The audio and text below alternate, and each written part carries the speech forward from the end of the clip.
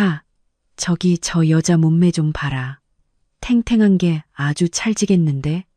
정적을 깨는 천박한 목소리가 들려온 것은 바로 그 찰나였습니다. 모자를 눌러 쓴 그녀는 천천히 고개를 들었고 입가엔 서늘한 미소가 번졌습니다. 그 자리에 있던 놈들은 꿈에도 몰랐을 겁니다. 자신들이 건드린 여자가 도대체 누구인지, 그리고 이 만남이 그들의 비참한 운명을 결정지을 서막이라는 것을 말입니다. 휴가차 지리산을 찾은 해병대 여중령, 조폭들의 저급한 희롱은 잠자던 사자의 코털을 건드린 격이었습니다. 단언컨대 그 누구도 상상하지 못했습니다. 그녀가 얼마나 잔혹하고 철저한 방식으로 놈들을 응징하여 상황을 종료시킬지를. 오전 10시 지리산 자락에 인적 드문 등산로에는 팽팽한 긴장감이 감돌고 있었습니다. 평일이라 인적이 끊긴 산길을 홀로 오르는 여성이 있었습니다. 그녀의 이름은 이수연, 대한민국 해병대 현역 중령이었습니다. 온몸을 감싼 검은색 기능성 등산복과 짙은 선글라스 너머로 보이는 실루엣은 일반 등산객의 그것과는 차원이 달랐습니다. 기계처럼 일정한 보폭, 가파른 경사에도 흐트러짐 없는 호흡, 그리고 불필요한 동작을 완벽히 배제한 절제된 움직임은 그녀가 오랜 시간 훈련받은 인간 병기임을 증명하고 있었습니다. 수연은 이 순간을 위해 무려 3년이라는 시간을 인내하며 기다려왔습니다. 겉으로 보기에 그녀의 눈빛은 고요한 호수처럼 평온해 보였지만 그 심연에는 용암처럼 끓어오르는 살기가 꿈틀거리고 있었습니다. 고도가 높아질수록 숲은 짙어졌고 세상의 소음은 차단된 채 오직 거친 바람 소리와 이름 모를 산새 소리만이 그녀의 귓가를 스쳤습니다. 수연은 잠시 멈춰서서 무거운 배낭을 바위 위에 내려놓았습니다. 목을 축이며 예리한 시선으로 사방을 경계하던 그녀의 손이 배낭 깊숙한 곳, 이중으로 잠금 처리된 은밀한 주머니로 미끄러지듯 들어갔습니다. 그곳에는 차가운 금속성의 물건, 바로 KO 군용 권총이 장전된 채 숨겨져 있었습니다. 규정대로라면 휴가 중인 장교가 실탄이 든 무기를 소지하는 것은 명백한 불법이자 불가능한 일이었습니다. 하지만 이수연에게는 자신의 목숨을 걸어서라도 이 총을 가져와야만 하는 피치 못할 사정이 있었습니다. 잠시 후 수연은 묵묵히 배낭을 다시 둘러매고 걸음을 옮겼습니다. 햇빛을 받아 번뜩이는 그녀의 오른손 약지에는 둔탁하고 거친 질감의 반지가 끼워져 있었습니다. 그것은 해병대 특수수색대 중에서도 지옥줄을 견뎌낸 극소수의 정예 요원만이 낄 수 있는 명예로운 전투 반지였습니다. 20살의 꽃다운 나이에 입대해 어느덧 19년 청춘을 군에 바친 그녀는 해병대 창설 이래 전무후무한 최강의 인간 병기로 불렸습니다. 크라브마가와 주짓수를 결합한 살상 무술부터 백발백중의 사격 실력, 고도의 심리 전술까지 그녀는 걸어다니는 살상 무기와 다름없었습니다. 그러나 지금 이 순간 수연의 가슴을 채우고 있는 것은 조국 수호의 사명감이 아니었습니다. 그것은 3년 전 연기처럼 사라져버린 여동생 은비를 향한 뼈아픈 그리움과 세상을 태워버릴 듯한 분노였습니다. 당시 고작 17살이었던 은비는 할인길에 증발해 버렸습니다. 수연이 확보한 마지막 CCTV 영상 속에서 동생은 지리산 인근 휴게소 화장실로 들어가고 있었고 그게 마지막이었습니다. 경찰은 단순 가출로 수사를 종결하려 했지만 수연은 포기할 수 없었습니다. 그녀는 군 내부의 비공식 정보망을 풀가동해 이 지역의 어둠을 파헤쳤고 그 끝에는 악명 높은 범죄 조직 창도파가 클리를 틀고 있었습니다. 여학생 납치, 장기 매매, 마약 밀매 등 인간이 할 수 있는 최악의 범죄란 범죄는 모두 저지르는 악마의 집단. 수연의 발걸음이 빨라졌습니다. 오늘 그녀의 등산은 건강을 위한 것이 아니었습니다. 이 거대한 산 어딘가에 놈들의 비밀 아지트가 숨겨져 있다는 첩보를 입수했기 때문입니다. 비록 100% 확실치 않은 정보였지만 지푸라기라도 잡고 싶은 수연에게는 유일한 희망이자 생명줄이었습니다. 그녀는 상부의 허가 없이 단독 행동을 감행하기로 결심했습니다. 이것은 국가를 위한 작전이 아니었습니다. 핏줄을 앗아간 놈들을 향한 처절하고도 사적인 복수극의 시작이었습니다. 가파른 능선에 다다를 무렵 수연의 등골을 타고 서늘한 기운이 스쳐 지나갔습니다. 그것은 단순한 예감이 아닌 수많은 사선을 넘나들며 다져진 군인 특유의 동물적인 직감이었습니다. 누군가 있다. 그녀의 본능이 경고음을 울리고 있었습니다.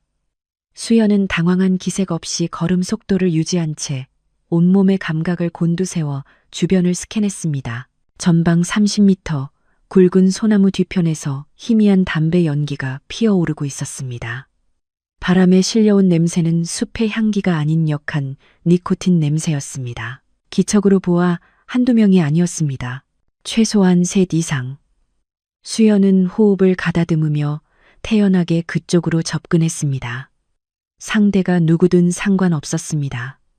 이 깊은 산 중에서 은밀하게 움직이는 무리가 있다는 것 자체가 그녀가 찾던 결정적인 단서일 수 있었습니다.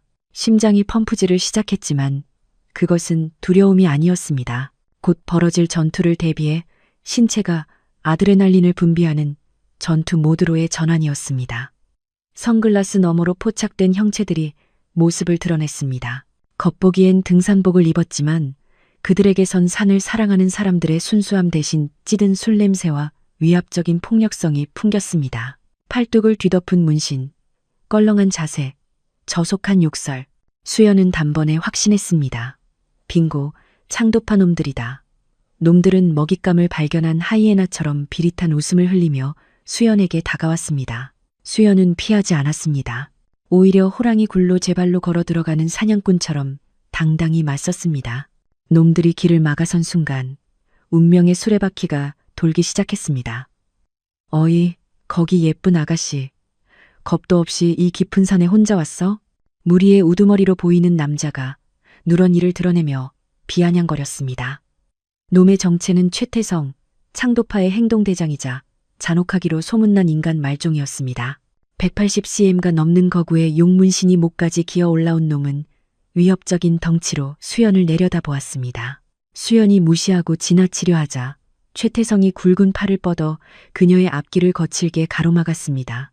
어라, 이 여자가 사람 말을 씹네. 오빠가 걱정돼서 그러잖아. 혼자 다니면 큰일 나. 그러자 옆에 있던 똘마니가 음흉한 시선으로 수연을 위아래로 훑으며 낄낄거렸습니다. 형님, 몸매 좀 보십시오. 등산복을 입었는데도 라인이 아주 죽여줍니다. 오늘 횡재했는데요. 그 순간 수연의 무표정한 얼굴이 차갑게 굳어졌습니다. 선글라스 뒤에 감춰진 그녀의 눈동자가 순식간에 살기를 띠며 놈들의 급소를 조준하기 시작했습니다. 수연은 즉각적인 반격을 자제하며 호흡을 골랐습니다. 섣부른 행동은 정보 수집에 방해가 될 뿐이었습니다. 최태성은 수연의 침묵을 복종으로 착각했는지 입가에 비릿한 웃음을 머금은 채 거리를 좁혔습니다. 역한 알코올 냄새가 바람을 타고 훅 끼쳐왔습니다. 그는 거리낌 없이 수연의 어깨를 감싸쥐며 능글맞게 속삭였습니다. 어이 예쁘니, 우리랑 저 위로 가서 좀 쉬지? 경치 죽이는 데가 있는데 거기서 오빠가 따라주는 술 한잔하면 피로가 싹 가실 거야. 수연은 어깨에 닿은 그의 손길에 소름이 돋는 것을 느끼며 낳고 단호하게 경고했습니다. 손 치우십시오. 더 이상 경고는 없습니다.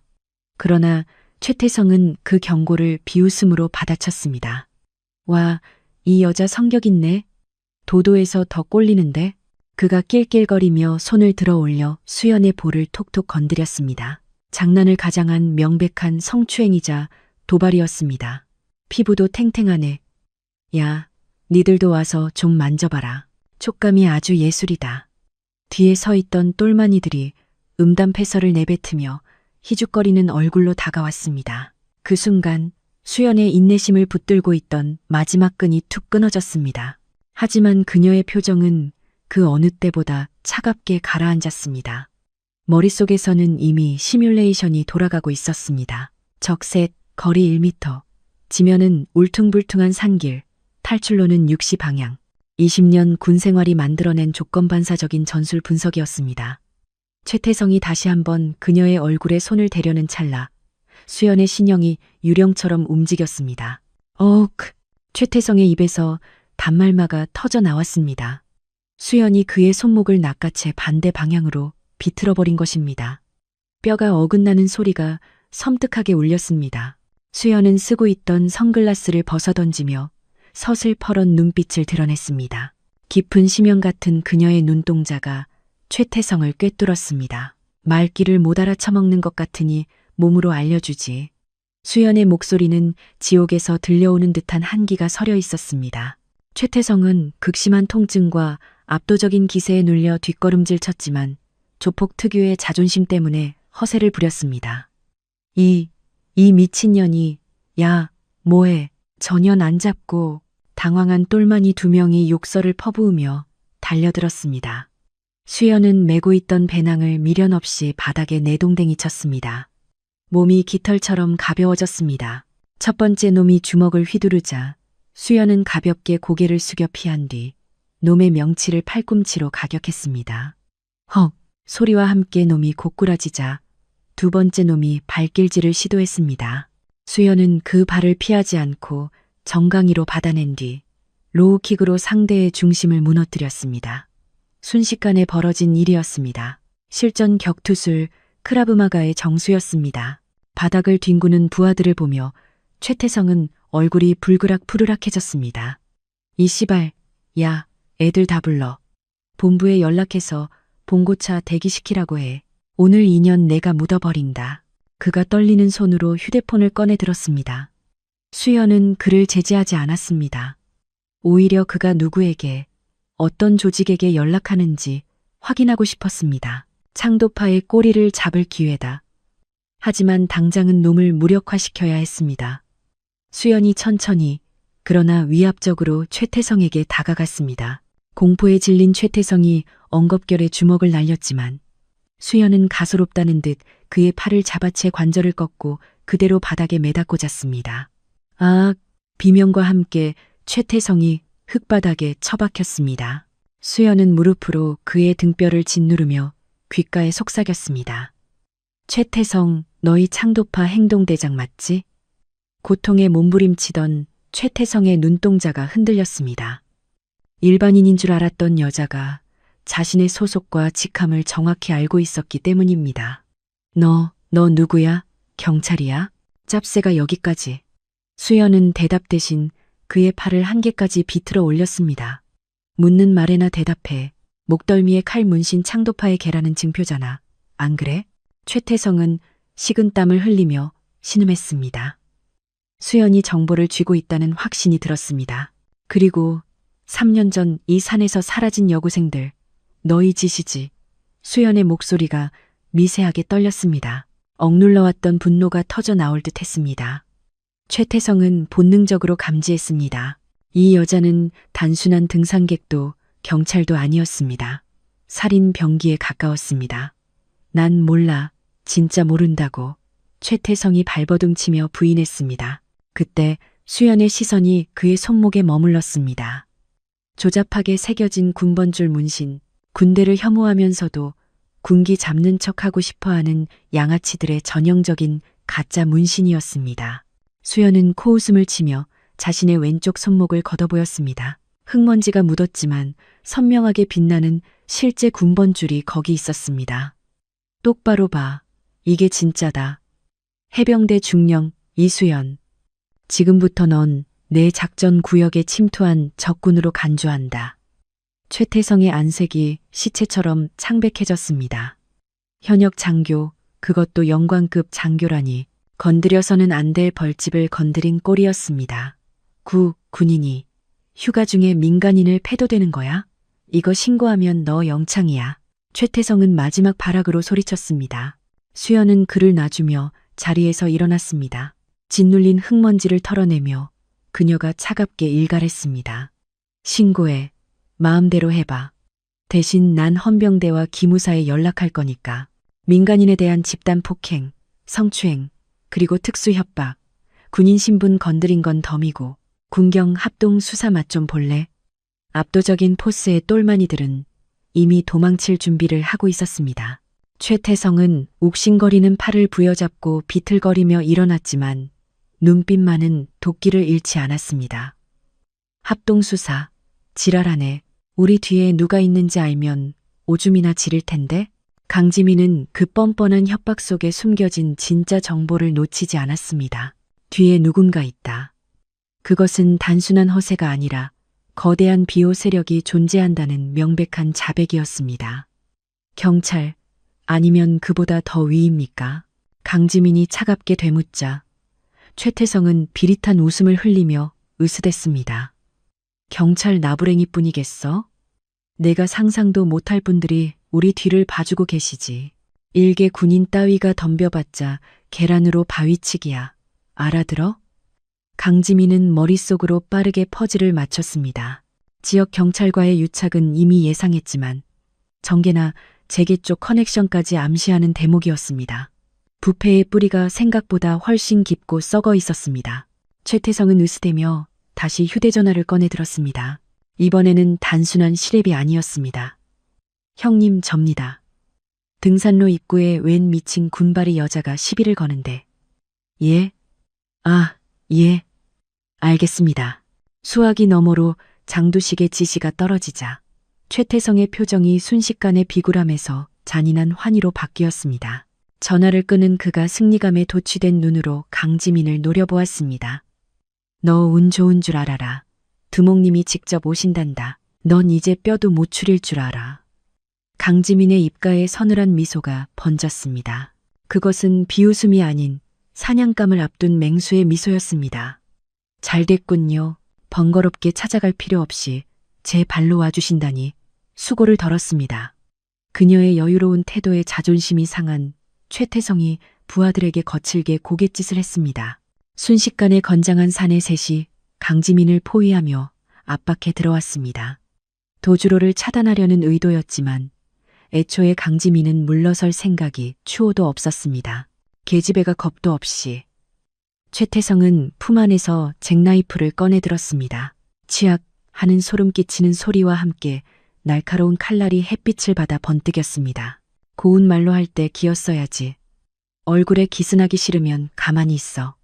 위협적인 칼놀림이었지만 강지민의 눈에는 그저 허술한 몸짓에 불과했습니다. 거리, 보폭, 칼을 쥔 악력, 무게중심. 그녀는 찰나의 순간에 상대의 모든 전투력을 분석했습니다. 특수부대에서 수도 없이 반복했던 대인 제압 훈련. 그 시뮬레이션이 머릿속에서 자동 재생되었습니다. 흉기 소지 및 특수 협박, 무력을 행사할 명분이 충분하네요. 정당방위 시작합니다. 강지민의 선언은 건조하다 못해 사무적이었습니다. 격분한 최태성이 칼을 내지르며 달려들었습니다. 그러나 그의 칼이 허공을 가르기도 전에 강지민의 신체는 이미 반응하고 있었습니다. 상체를 가볍게 틀어 칼날을 피함과 동시에 그녀의 강철 같은 손이 최태성의 손목을 낚아챘습니다. 당황할 틈도 없이 강지민의 무릎이 그의 명치를 강타했습니다. 숨이 턱 막힌 최태성이 몸을 기역자로 꺾는 순간 강지민은 잡고 있던 손목을 역방향으로 비틀어 버렸습니다. 챙그랑 칼이 바닥에 힘없이 떨어졌고 이어 섬뜩한 파열음이 들렸습니다. 우두둑, 크아악. 처절한 비명이 고요한 산새들을 날려보냈습니다. 최태성의 오른팔은 기괴하게 꺾여 덜렁거리고 있었습니다. 완벽한 탈골이었습니다. 강지민은 비명을 지르는 그를 바닥에 내동댕이 치고 군화발로 견갑골 부근을 짓눌러 제압했습니다. 순식간에 벌어진 사태에 나머지 조직원들은 공포에 질려 뒷걸음질 쳤습니다. 단순한 싸움꾼이 아니었습니다. 살인 기술을 익힌 인간 병기였습니다. 움직이면 다음은 무릎입니다. 평생 기어다니고 싶으면 덤비세요. 서리빨 같은 경고에 그들은 얼어붙은 듯 꼼짝도 하지 못했습니다. 고통에 몸부림치던 최태성이 악에 바친 목소리로 저주를 퍼부었습니다. 이 독한 년, 두목님 오시면 넌 진짜 죽었어. 갈기갈기 찢어주마.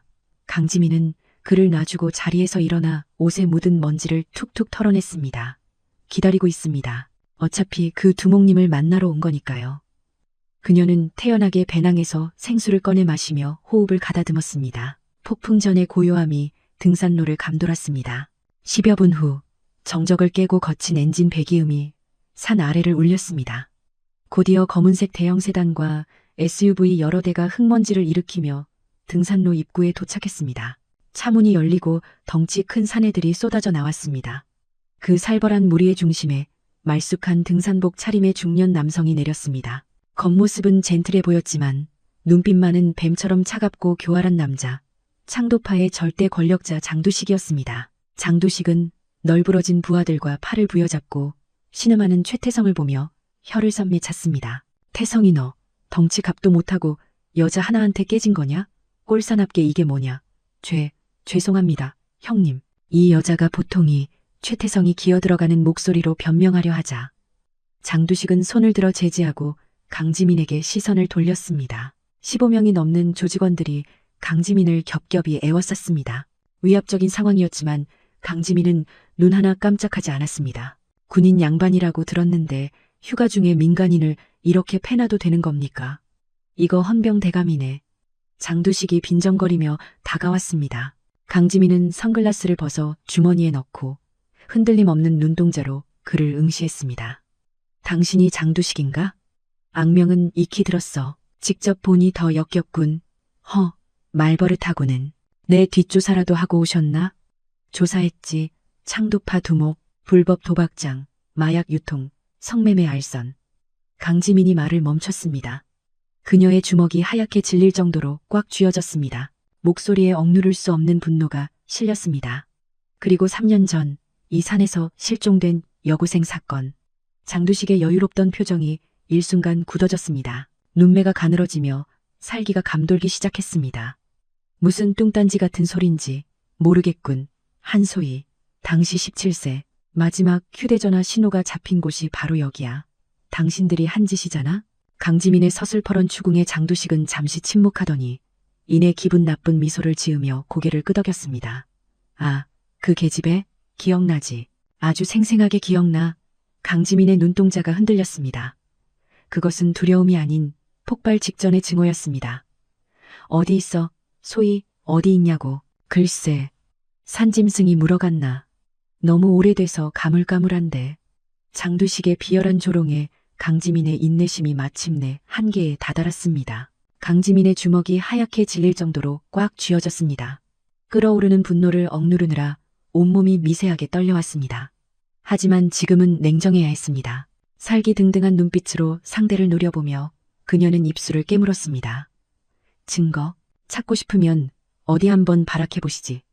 장두식의 비릿한 비웃음과 함께 딱 하는 손가락 튕기는 소리가 숲의 정막을 깼습니다. 그것은 사냥개들에게 던져주는 신호와 같았습니다. 어디 해병대 장교님 실력 좀 볼까. 뼈 부러뜨리지 말고 곱게 잡아. 15명의 거구들이 일제히 거리를 좁혀오며 강지민을 포위했습니다. 지리산 자락의 험한 경사와 빽빽한 나무들은 이미 그들에게 유리한 사냥터였습니다. 강지민은 본능적으로 퇴로가 완전히 차단되었음을 직감했습니다. 마지막 경고다. 꺼져. 그녀의 서슬퍼런 일가래도 놈들은 킬킬거리며 쇠파이프와 강목을 고쳐 쥐었습니다. 이 여자가 아직 상황 파악이 안 되나 보네. 첫 번째 놈이 흉기를 휘두르며 달려들었습니다. 강지민은 상체를 뒤로 젖혀 간발의 차로 피함과 동시에 놈의 손목을 낚아채 비틀었습니다. 우득하는 뼈 부러지는 소리가 끔찍하게 울렸습니다. 이어서 명치에 꽂힌 그녀의 군화발의 사내는 비명도 지르지 못한 채 나가 떨어졌습니다. 하지만 쉴 틈은 없었습니다. 2명, 3명이 동시에 덤벼들었습니다. 강지민은 낮게 몸을 날려로 기그로 상대의 무릎 관절을 박살내고 팔꿈치로 다른 놈의 턱을 가격했습니다. 해병대 특수수색대에서 연마한 살상 무술은 군더더기가 없었습니다. 그러나 숫자가 너무 많았습니다. 15대 1의 난타전은 인간의 체력으로 감당하기 힘든 무게였습니다. 숨이 턱까지 차오르고 등 뒤에 나무에 기대어 사각을 없애려 했지만 빗발치는 주먹과 발길질을 모두 막아낼 수는 없었습니다. 퍽, 둔탁한 타격음과 함께 옆구리에 격통이 밀려왔습니다. 강지민이 비틀거리는 순간을 놓치지 않고 뒤에서 날아온 비열한 발차기가 그녀의 척추를 강타했습니다. 중심을 잃고 흙바닥에 처박힌 그녀 위로 하이에나 떼처럼 장정들이 달려들었습니다. 서너 명이 팔다리를 꺾어 누르자 압도적인 힘에 짓눌려 꼼짝도 할 수 없었습니다. 입안에 흙먼지와 비릿한 피맛이 섞여 맴돌았습니다. 잡았다, 이 독한 년. 놈들이 환호하는 사이 장두식이 건들거리며 다가와 그녀의 머리채를 잡고 들어 올렸습니다. 그의 손에는 시퍼런 날이 선 정글도가 들려 있었습니다. 군발이라 맷집은 좋네. 근데 어쩌냐, 여기가 내 무덤인데. 차가운 칼날이 강지민의 목동맥 위에 닿았습니다. 죽음의 공포가 엄습했지만 강지민은 눈 하나 깜짝하지 않았습니다. 죽일 테면 죽여. 하지만 내 놈들 끝은 비참할 거다. 말이 맞네. 아, 그 전에 확인 하나만 하자. 장두식이 비열하게 속삭였습니다. 한소희, 3년 전 실종된 그 여고생, 내 동생 맞지? 그 이름이 나오는 순간 강지민의 동공이 지진이라도 난 듯 흔들렸습니다. 이성을 잃은 그녀가 짐승처럼 울부짖었습니다. 내 동생 어디 있어? 소희 어디 있냐고 이 개자식들아. 글쎄 산짐승 밥이 됐으려나 아니면 어딘가 팔려갔으려나. 장두식이 낄낄거리며 강지민의 머리를 군화발로 짓밟았습니다. 그때 넘어진 강지민의 배낭에서 묵직한 금속성이 들리며 검은 물체가 쏟아져 나왔습니다. KO 권총이었습니다. 순식간에 장두식의 눈빛이 탐욕과 교활함으로 번들거렸습니다. 호, 이게 웬 떡이야? 군용 권총? 그가 익숙한 솜씨로 탄창을 확인하더니 입꼬리를 귀까지 찢으며 웃었습니다. 실탄까지 장전돼 있네. 중령님, 이거 아주 중죄인 거 아시죠? 휴가 중인 군인이 민간인 학살하려고 총 들고 산에 왔다. 시나리오 죽이는데 강지민은 아무 말도 할 수 없었습니다. 동생을 찾겠다는 일념으로 챙긴 총이 오히려 자신을 태삼해는 족쇄가 되어버린 것입니다. 장두식은 여유롭게 휴대전화를 꺼내 들었습니다. 경찰이죠. 여기 지리산인데 무장 탈영병 같은 여자가 총기 난사를 하려고 해서 우리가 겨우 제압했습니다. 네, 김 형사님. 지금 바로 병력 보내서 이 여자 끌고 가세요. 아주 위험한 년입니다.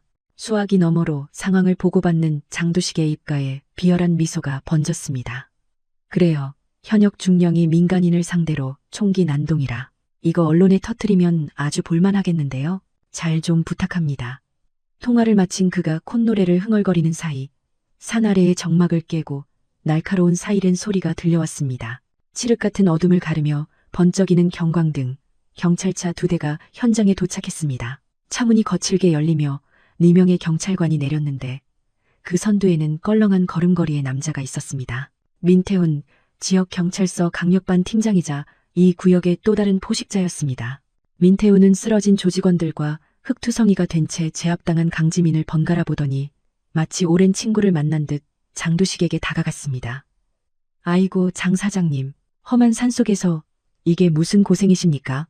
두 사람의 노골적인 유착 관계를 목격한 강지민의 눈빛이 싸늘하게 식었습니다. 최태성이 짓거렸던 뒷배의 실체가 바로 눈앞의 부패 경찰이었던 것입니다. 민태훈이 거만한 표정으로 강지민 앞에 쭈그려 앉았습니다. 이 아가씨가 그 무서운 해병대 중령님이신가? 신분증 좀 봅시다. 놈들의 억센 소나기에서 풀려난 강지민이 품에서 군 신분증을 꺼내 내밀었습니다. 민태훈은 혀를 차며 비꼬았습니다. 진짜네. 근데 중령님, 휴가 나와서 전쟁놀이 하십니까? 실탄 든 권총을 들고 다니게. 이거 군법은 쌈 싸드셨나? 강지민은 끓어오르는 모멸감을 삼키며 차갑게 응수했습니다. 내 신분보다 중요한 건 저들이야.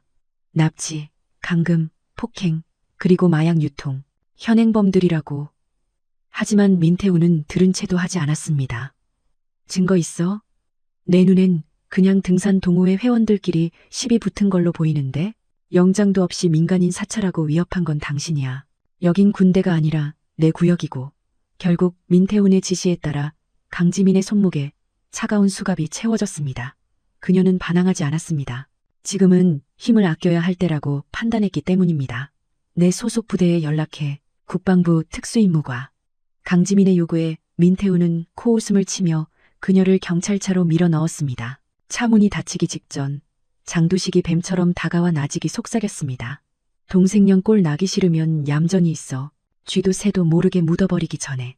강지민은 살기 어린 눈으로 그를 쏘아보며 대답 대신 입술을 깨물었습니다.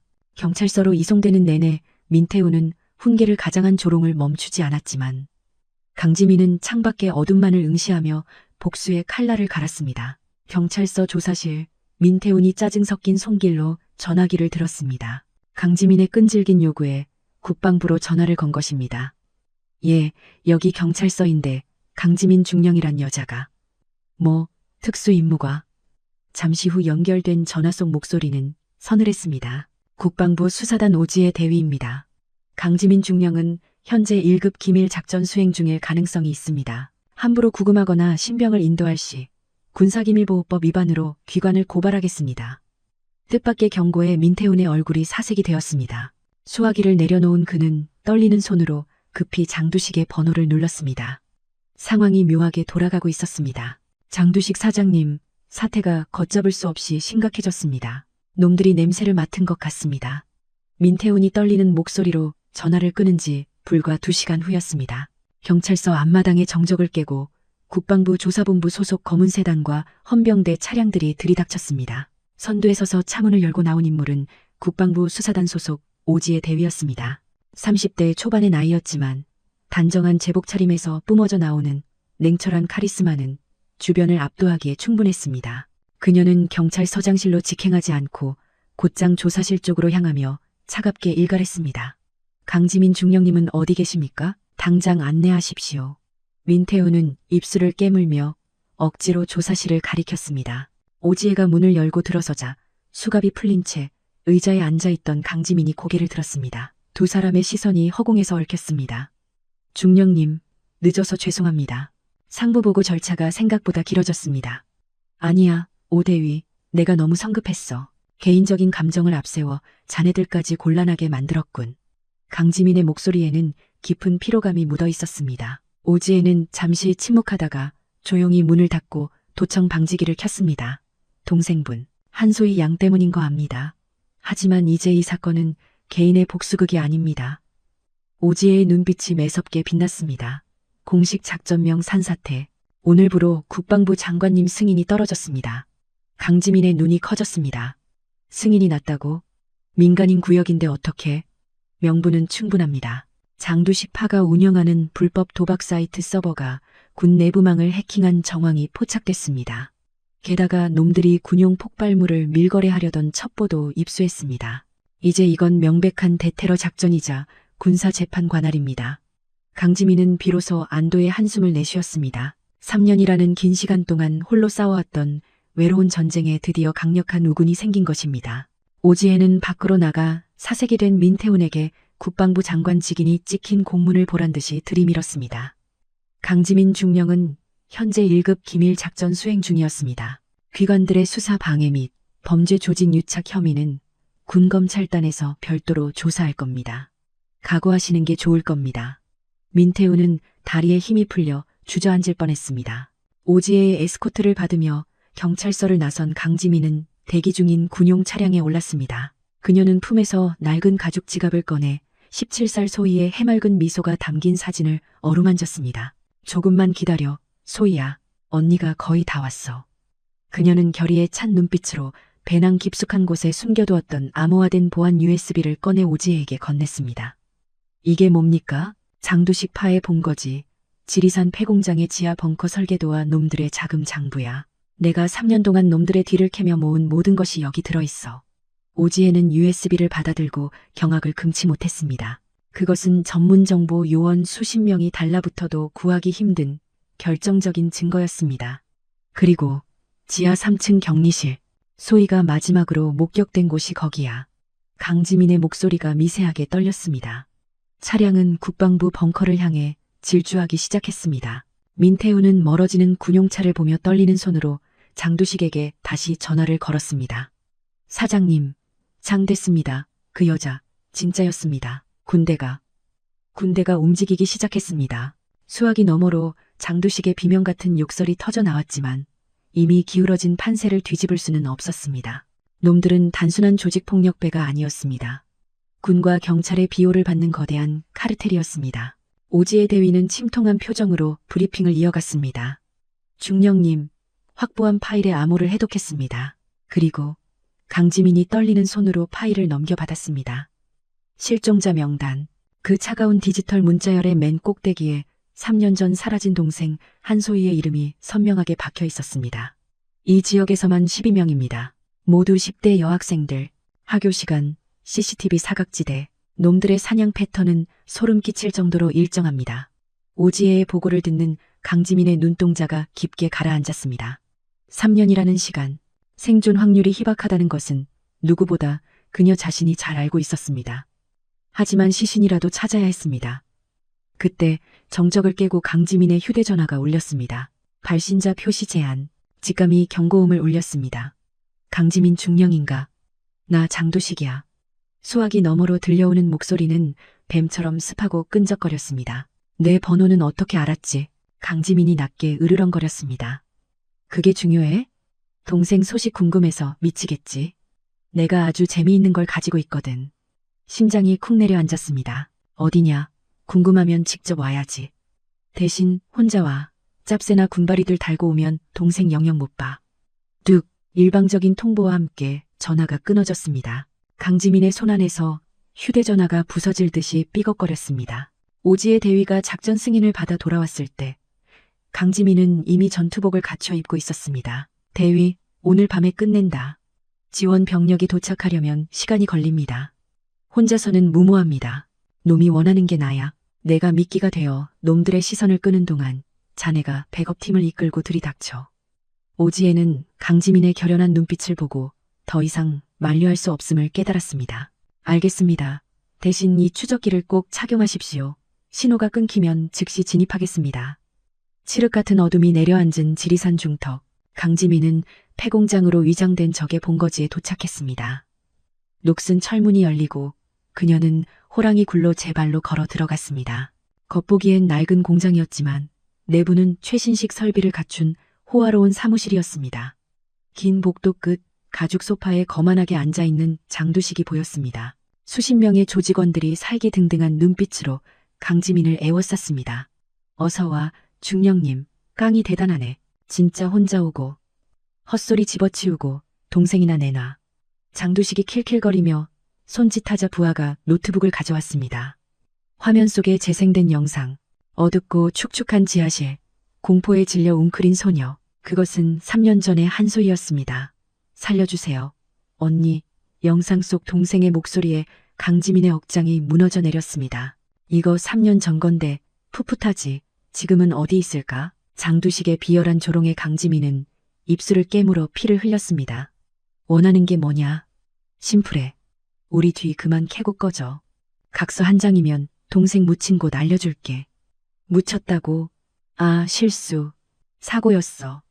그년이 도망치다가 계단에서 구르는 바람에 장두식이 태연하게 말했습니다. 그 순간 강지민의 이성이 끊어지고 차가운 사례만이 남았습니다. 그녀는 펜을 드는 대신 손목시계형 추적기의 버튼을 눌렀습니다. 붉은 램프가 미친 듯이 전멸하기 시작했습니다. 협상은 없다. 뭐? 내 동생을 죽인 대가는 목숨으로 치러야지. 강지민이 서늘하게 웃으며 선언했습니다. 지금 이 신호를 따라 특임대가 공중 강화 중이다. 10분?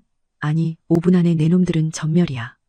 장두식의 얼굴이 순식간에 시체처럼 하얗게 질렸습니다. 이 미친년이 죽여. 당장 죽여버려. 피에 굶주린 늑대떼처럼 조직원들이 일제히 강지민을 향해 달려들었습니다.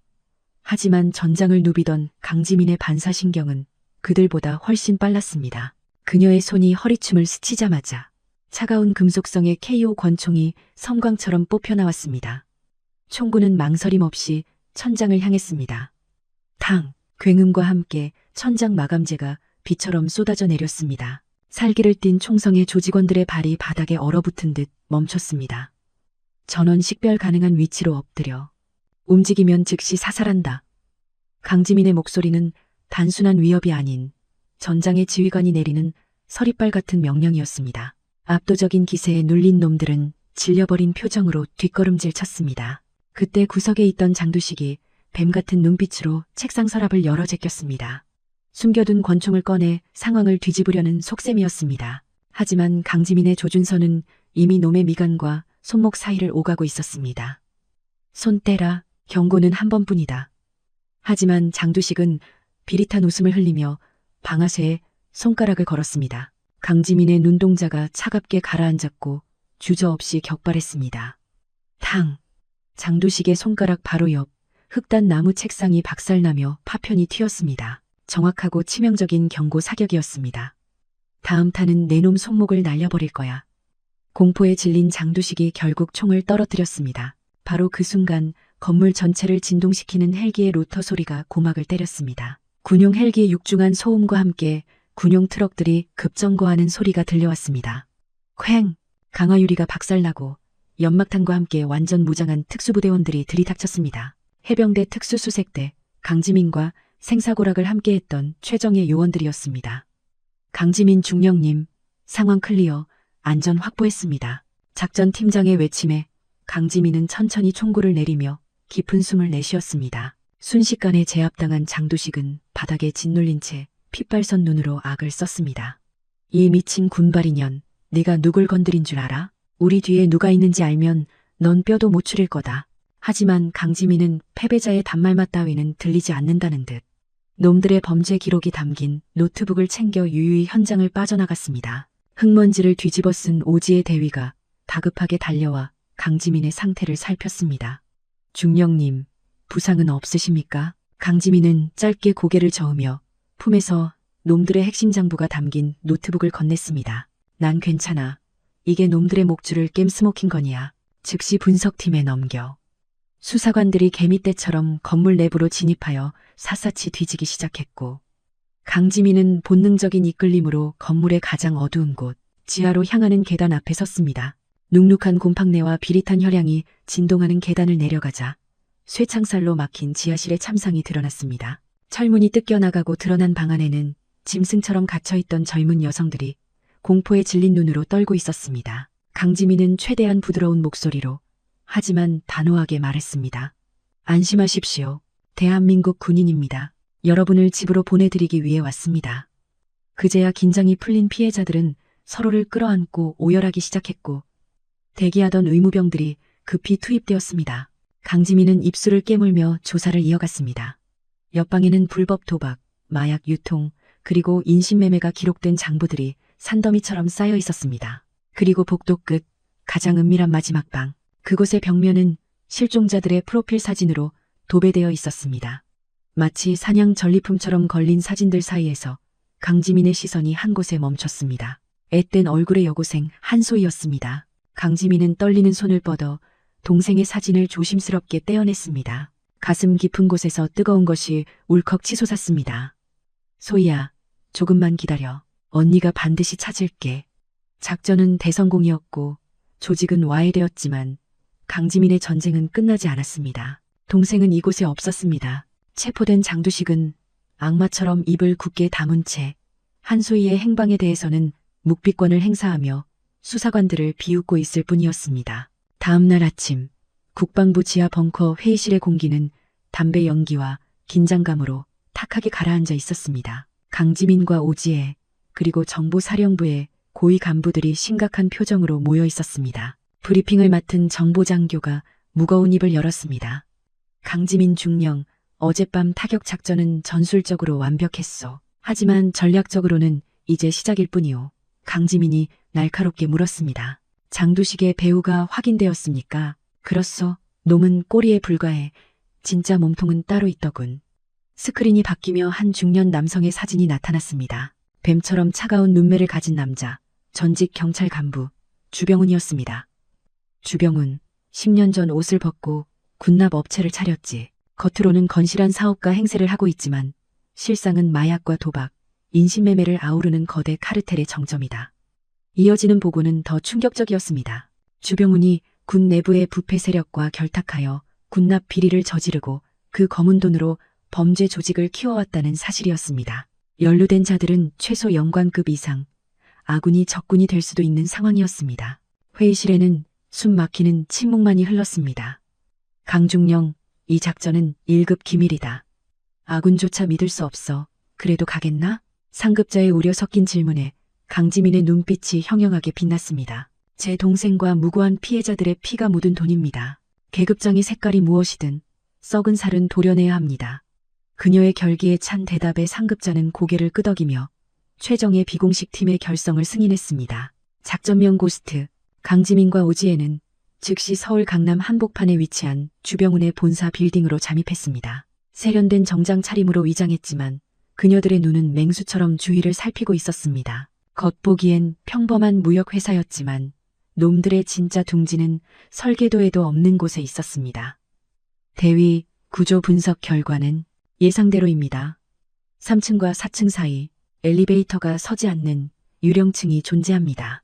비상계단을 통해 3층으로 진입한 두 사람은 복도 벽면을 정밀 타격하듯 두드려 나갔습니다. 텅, 텅, 턱. 미세하게 다른 울림이 손끝에 전해졌습니다. 빙고, 여기입니다. 오지혜가 휴대전화만한 크기의 최신형 벽투과 레이더를 작동시키자 매끈한 대리석 벽 너머로 육중한 철제문과 보안장치의 윤곽이 붉게 떠올랐습니다. 눈앞에 드러난 것은 교묘하게 위장된 히든도어였습니다. 이런 구조일 줄이야. 폭파할까요? 오지혜 대위의 물음에 강지민은 고개를 저었습니다. 소음이 너무 커. 놈들이 눈치챌 거야. 그녀는 벽면을 더듬어 미세한 틈새에 숨겨진 패널을 찾아냈습니다. 최신형 생체 인식 단말기였습니다. 지문 인식, 주병훈이나 그 측근 놈들의 지문이 아니면 뚫을 수 없어. 난관에 봉착한 두 사람 사이에 무거운 침묵이 흘렀습니다. 바로 그때 정적을 깨고 엘리베이터 도착음이 울렸습니다. 띵. 문이 열리고 고급 수트를 입은 중년 남성이 걸어 나왔습니다. 주병훈의 수석 비서였습니다. 기회였습니다. 강지민과 오지혜는 태연하게 복도를 걷다가 남자가 스쳐 지나가는 찰나의 순간 맹수처럼 덮쳤습니다. 강지민이 남자의 팔을 꺾어 제압하자마자 오지혜가 입을 틀어막아 비명조차 지르지 못하게 만들었습니다. 조용히 해. 살고 싶으면 서늘한 경고와 함께 그들은 남자의 손을 리더기에 가져다 댔습니다. 삑 경쾌한 기계음과 함께 굳게 닫혀있던 문이 스르르 열렸습니다. 놈들의 진짜 사무실은 상상 이상이었습니다. 수십 대의 서버와 모니터 그리고 책상 위에는 불법 거래의 증거들이 산더미처럼 쌓여 있었습니다. 대위 1분 안에 전부 털어. 라저. 오지혜가 능숙하게 포렌식 장비를 연결하는 동안 강지민은 붉은색 표지의 파일을 집어들었습니다. 처리 명부. 불길한 예감이 등줄기를 타고 흘렀습니다. 떨리는 손으로 파일을 넘기자 익숙하고도 그리운 이름이 눈에 박혔습니다. 한소 27세, 지리산 제2구역 매장 완료. 글자 하나하나가 비수가 되어 심장을 찔렀습니다. 매장, 이 개새끼들이 산채로. 강지민의 눈에서 이성이 사라지고 짐승 같은 살기만이 남았습니다. 중령님, 데이터 확보했습니다. 가야 합니다. 오지혜의 다급한 외침이 아니었다면 그녀는 그 자리에서 폭주했을지도 모릅니다. 그날 오후 지리산의 깊은 골짜기는 음산한 안개에 쌓여 있었습니다. 좌표가 가리키는 곳은 인적조차 드문 험준한 산비탈이었습니다. 여기야, 내 동생이 여기 추운데 혼자 있어. 강지민의 목소리는 물기를 머금고 갈라졌습니다. 수색팀의 삼날이 흙을 파헤치는 소리만이 정적을 메웠습니다. 턱, 둔탁한 소리와 함께 흙더미 속에서 낡은 교복 조각과 하얀 뼈가 드러났습니다. 강지민은 털썩 무릎을 꿇었습니다. 흙투성이가 된 작은 유골을 어루만지는 그녀의 손이 미친 듯이 떨렸습니다. 소희야, 언니가 늦었어. 너무 늦어서 미안해. 3년을 찾아 헤맨 끝은 처참한 죽음이었습니다. DNA 결과가 나온 날, 강지민은 눈물을 닦고 스스로 다짐했습니다.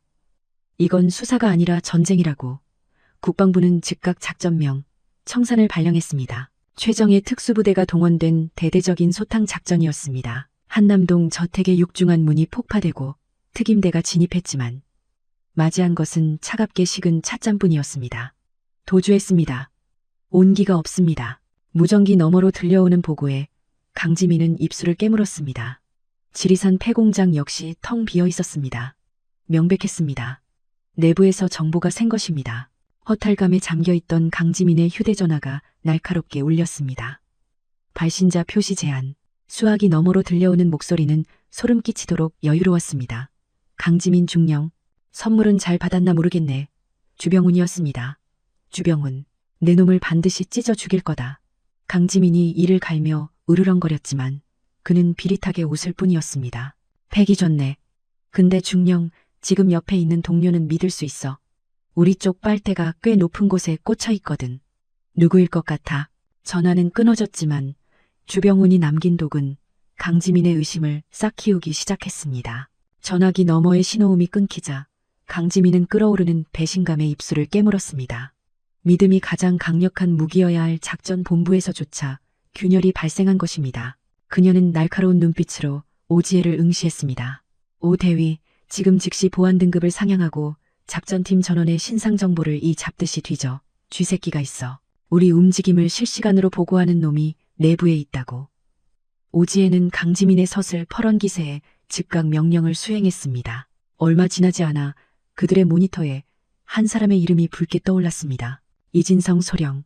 군수참모이자 강지민이 신뢰했던 동기였습니다. 특수부대원들이 그를 제압했을 때 이진성은 당황하기는커녕 비릿한 미소를 흘렸습니다. 조국이여, 충성심이 밥 먹여줍니까? 주병훈 사장이 제시한 금액은 평생 군 생활에도 못 만질 돈이었습니다. 중령님도 참 답답하게 사시네. 강지민은 그의 멱살을 잡고 싶은 충동을 억누르며 차갑게 돌아섰습니다.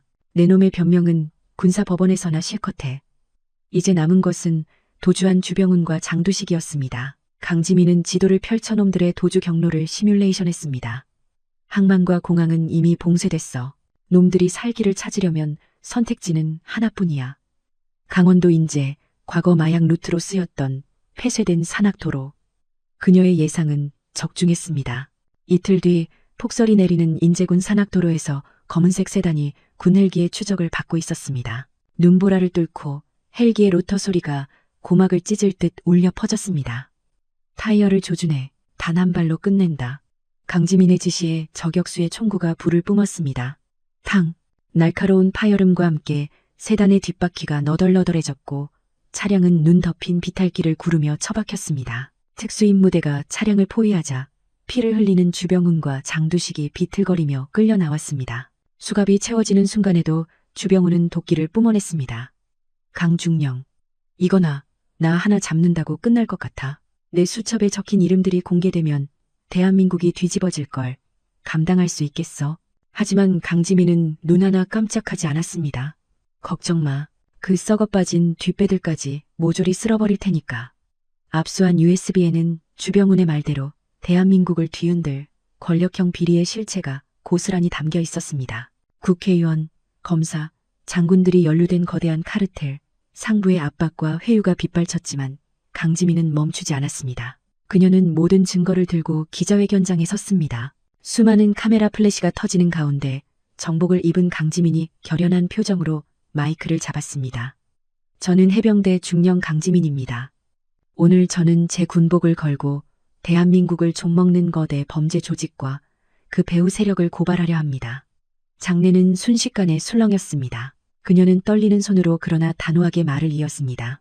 이들은 3년 전 제 동생 한소희를 포함한 수많은 무고한 시민들을 희생양으로 삼았습니다. 여기 이 USB에 담긴 진실이 그들의 억울한 죽음을 위로할 유일한 길이라 믿습니다. 강지민의 눈에서 참았던 눈물이 한 방울 흘러내렸지만 그녀의 눈빛은 그 어느 때보다 뜨겁게 타오르고 있었습니다. 강지민과 오지혜가 확보한 USB 속의 내용은 가히 충격적이었습니다. 도박 자금의 흐름, 추악한 성매매 기록, 마약 유통망의 상세한 장부, 그리고 이 모든 범죄를 눈감아준 고위 인사들의 명단까지 낱낱이 공개되었습니다. 강지민의 긴급 기자회견은 전국의 방송사를 통해 생중계되었고 대한민국은 그야말로 발칵 뒤집혔습니다. 국민들의 분노는 걷잡을 수 없이 타올랐고 청와대 국민청원 게시판은 마비될 지경이었습니다. 보이지 않는 거대한 압력들이 검찰을 짓눌렀지만 들끓는 여론 앞에서는 그 어떤 권력도 무용지물이었습니다. 결국 특별수사본부가 꾸려졌고 성역 없는 수사가 시작되었습니다. 비리에 연루된 국회의원들이 줄줄이 포토라인에 섰고 현직 검사들마저 소환 조사를 받는 초유의 사태가 벌어졌습니다. 군 수뇌부 또한 책임을 피할 수 없어 연루된 장성들은 즉각 보직 해임되었습니다. 한 달여의 강도 높은 수사 끝에 대규모 기소가 이루어졌습니다. 범죄의 몸통인 장두식에게는 살인, 특수감금, 마약류 관리법 위반, 성매매 알선 등 10여 개의 중죄가 적용되었고 자금책인 주병훈은 범죄단체 조직, 대규모 자금 세탁, 뇌물 공여 혐의로 재판에 넘겨졌습니다. 그들의 뒷배를 봐주던 국회의원 5명, 부장검사 출신을 포함한 검사 3명, 그리고 군장성 2명까지 모두 피고인 신분으로 법의 심판대에 서게 되었습니다. 세기의 재판이라 불릴 만큼 법정의 열기는 뜨거웠습니다. 화려한 변호인단에 둘러싸인 피고인석의 권력자들과 달리 증인석에 오른 강지민은 홀로였지만 당당했습니다. 검사의 신문이 시작되었습니다. 증인, 이 거대한 범죄 카르텔을 인지하게 된 경위가 무엇입니까? 강지민은 떨리는 입술을 굳게 다물었다가 차분히 입을 열었습니다. 3년 전 제 하나뿐인 동생이 실종되었습니다. 경찰도 포기한 사건을 추적하다가 놈들의 흔적을 발견했습니다. 실종된 동생분은 찾으셨습니까? 그 질문에 강지민의 눈시울이 붉어지며 눈물이 맺혔습니다. 그녀는 놈들을 노려보며 힘겹게 대답했습니다. 네, 차가운 땅속에 안매장된 시신으로 발견했습니다. 그녀의 비통한 증언에 방청석 곳곳에서 흐느끼는 소리가 들려왔고 법정 안은 무거운 침묵으로 가라앉았습니다. 냉철하기로 소문난 재판장조차 잠시 안경을 벗고 눈가를 훔쳤습니다. 이어진 증거 조사 시간. 대형 스크린에 띄워진 USB 속 자료들은 놈들의 추악한 민낯을 적나라하게 보여주었습니다. 잔혹한 범죄 현장 사진과 뇌물장부가 공개되자 뻔뻔하게 고개를 들고 있던 피고인들도 더 이상 변명의 여지가 없다는 듯 고개를 떨구었습니다. 석 달간 이어진 치열한 공방 동안 지옥에서 구출된 피해자들과 유가족들의 피 맺힌 증언이